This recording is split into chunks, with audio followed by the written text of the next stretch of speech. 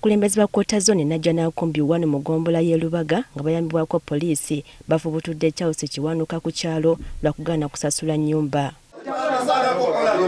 Kigambibwa nti ono abadde yasibawo ennyumba okulowoozesa abantu nti tasulamu wabula nga alina eddala kwawalampira n'ayita mu siiringi okuyingira munda era nga bw'akola ne mu kufuluma. Kati bw'asiba wali golooza tannadda waliwo emizigo egitannagwa waayitira n'ayingira mu nnyumba wano. Era ndowooza bwe tunaagenda mujasangayo eddaala kwayita wali. Kibadde kitutte emyaka 2 ng'amaze okulipootinga ku poliisi naye nga tunoonya omuvubuka okutuusa bwe batugamba nti asula mu siiringi. Genda okutuuka mu siiringi nga nyakola ki? Tumukwata omulundi ogwasooka ne tumugamba ennaku 2 gyamu ebintu.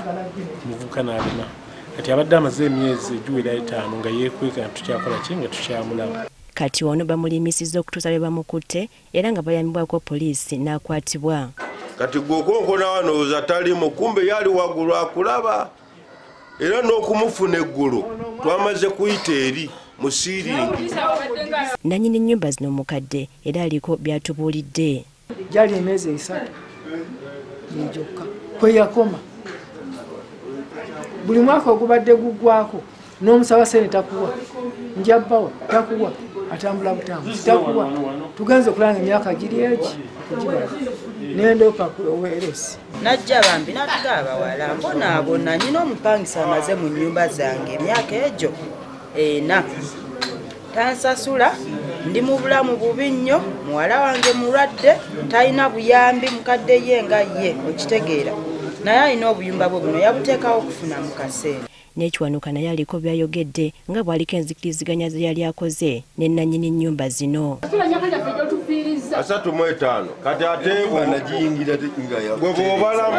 bw'obalamu byonna byakumalako sente. Oba atuwa emmere amayumba gago.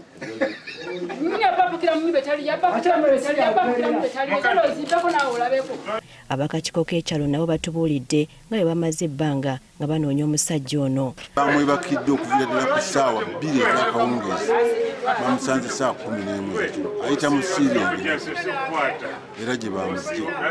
Oluvannyuma lw'okumenya ennyumba eno ebintu bifulumiziddwa abakadde ne baddizibwa ennyumba yaabwe.